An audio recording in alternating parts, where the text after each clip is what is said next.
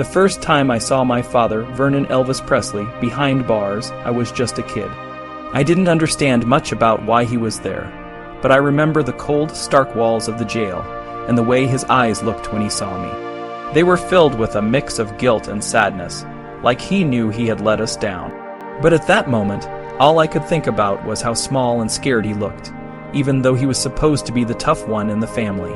Dad had always been a bit of a wild card. He had a way of charming people with his smile and his stories, but he also had a darker side. He liked to drink, and sometimes he'd disappear for days, coming back with stories of adventures and misadventures. I remember one time he came home with a new car, a shiny red one, and told us he had won it in a bet. We all thought it was amazing, but later we found out he had forged a check to buy it. That was the first time they took him away. The Presley family was never what you'd call well off. We moved around a lot, from one small town to another, trying to make ends meet. My mother, Gladys, worked hard to keep things together, but it was always a struggle. Dad had a few jobs here and there, but he never seemed to stick with them for long. He was more interested in the thrill of the moment, the excitement of the next big thing. When we finally moved to Memphis, things started to change. Dad got a steady job, and we moved into a small house on Audubon Drive. It was the first time I felt like we might have a real home. But even then, Dad couldn't stay out of trouble for long. He still drank and gambled, and sometimes he'd bring home strange women who would stay for a night or two. I didn't understand it then, but looking back, I realize how much it must have hurt my mom. Despite everything, Dad and I were close. He taught me how to drive and how to play guitar. We used to go to the drive-in movies together and sing along to the radio. He was my hero even when he messed up. I remember the day he took me to see a talent show at the local theater. I was nervous, but he encouraged me to sing. I sang Old Shep, and the crowd went wild. Dad was beaming with pride, and I felt like I could do anything. But as I grew older, I started to see the other side of Dad. He had a temper, and sometimes he could be cruel. He and Mom would fight, and the arguments would get loud. I remember one time he hit her, and I was so scared I didn't know what to do. It was a side of him I never wanted to see again. Dad's problems only got worse when I started to become famous. People treated him differently, and it went to his head. He started to think he was untouchable, that he could do whatever he wanted. He became my business manager, but he didn't really understand the business. He made bad decisions, and it cost me a lot of money. But I still loved him, and I always tried to help him, even when he didn't deserve it. One of the worst times was when Mom died. Dad was a mess. He couldn't handle the grief, and he turned to alcohol and drugs. I tried to be there for him, but it was hard.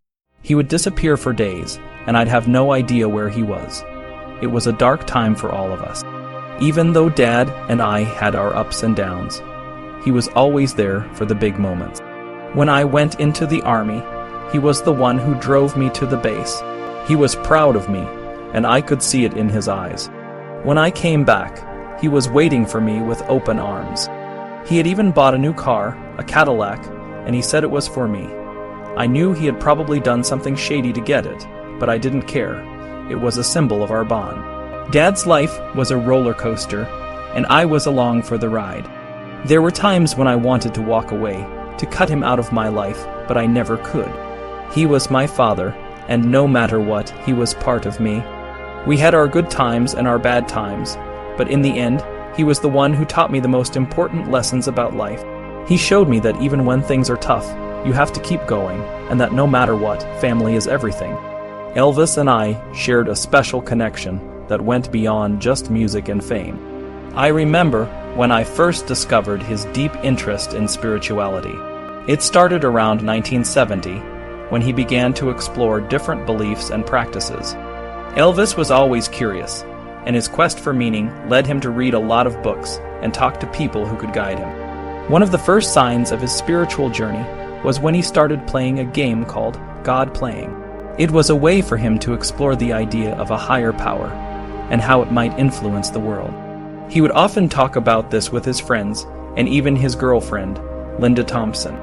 Linda, who became a significant part of his life, supported him in this exploration and even joined in some of his spiritual discussions. Elvis's interest in spirituality wasn't just a passing phase. He was deeply affected by the loss of his twin brother, Jesse Garin, who had died at birth. This loss left a lasting impact on him, and he often felt a sense of loneliness and a need to connect with something greater.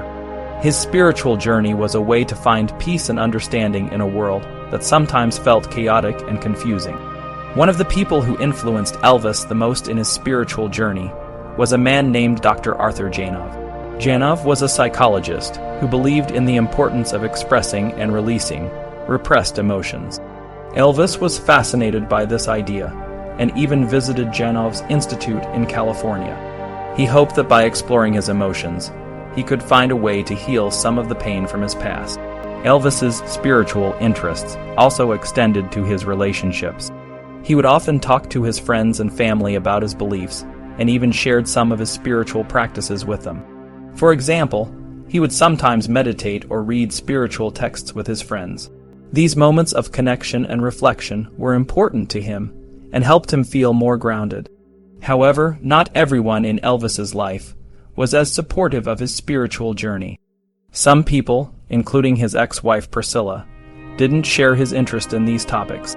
This sometimes led to tension and misunderstandings. Despite this, Elvis continued to explore his spirituality, hoping to find a deeper sense of purpose and fulfillment. One of the most touching moments in Elvis's spiritual journey was when his daughter, Lisa Marie, was born. He saw her birth as a sign of hope and a new beginning.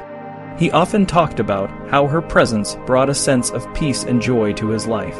This was a time when his spiritual beliefs and his role as a father came together in a beautiful way.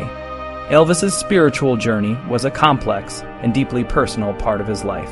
It wasn't always easy, and he faced many challenges along the way. But his willingness to explore and seek understanding showed a side of him that was both vulnerable and deeply human.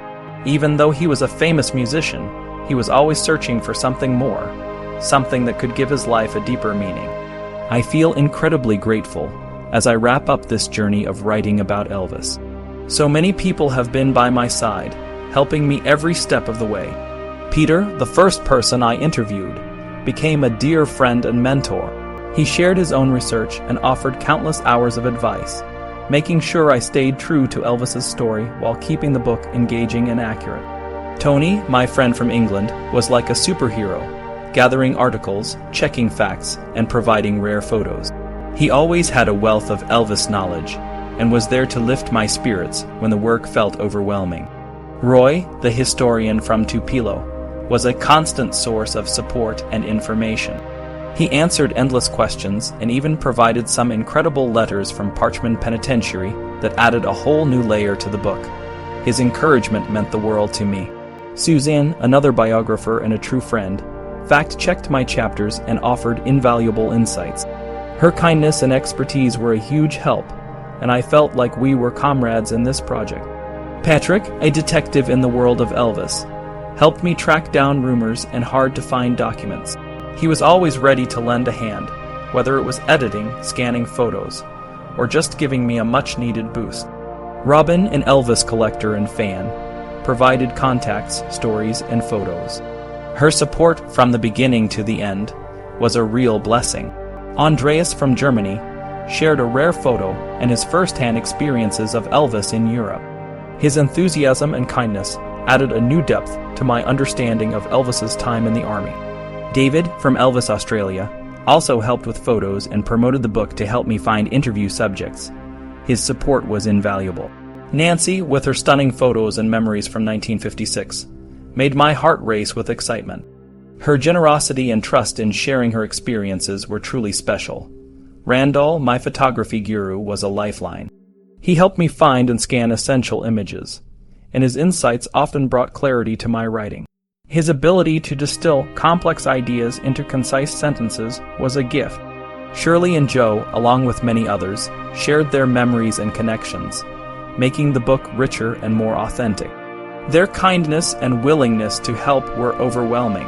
My neighbor, Carolyn, transcribed almost all the interview tapes. Her patience and dedication were a true blessing, and I am forever grateful for her support. Kate, my editor, was a rock throughout the process. She believed in the book and fought for it to be exactly what I envisioned. Her professionalism and calm guidance kept me on track, even when the going got tough. Andrea, my production editor, and Amy, my agent, were also instrumental in bringing this book to life. Their expertise and support were invaluable. Finally, I want to thank everyone who contributed in some way, from providing information to sharing their stories. Each person played a role in making this book a reality. Elvis has been a part of my life for as long as I can remember. My father, who passed away in 2005, was a huge influence on me. He always believed in the power of music and storytelling. On the day Elvis died, my dad told me I had something to write about. His spirit has been with me throughout this journey. This book is a labor of love, and I hope it captures the essence of Elvis's life and legacy. Thank you to everyone who has supported me and to Elvis, whose music and spirit continue to inspire us all.